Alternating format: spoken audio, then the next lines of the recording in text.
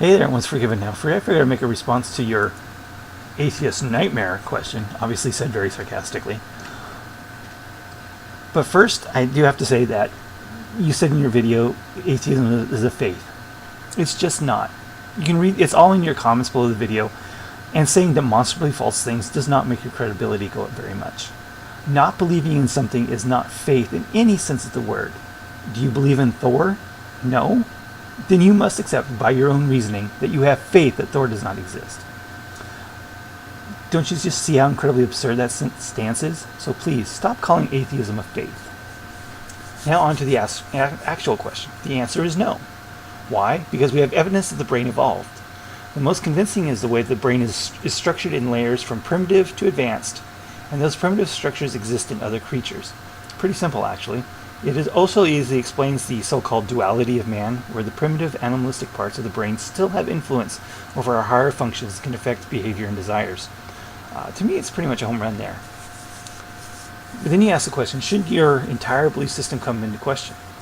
Yes, every belief system should always come into question, including yours. However, your question is simply nonsensical. How does the if part of your question, if the brain is not intelligently designed, relate to the then part, should your entire belief system come into question, relate to each other in any way? It just doesn't make any sense. There's no connection.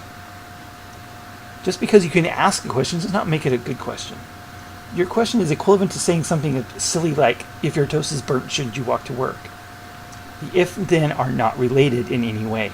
So basically you've asked a non-question. I'm going to take a second here, make a prediction that after all the responses you'll get, you'll make a grandiose claims disproving all the answers and declare victory. Victorious about an utterly vapid question does not mean very much. It would seem to me you would have no reason to trust your own thoughts. And what something seems like to you is irrelevant. What you're really doing here is shifting the burden of proof.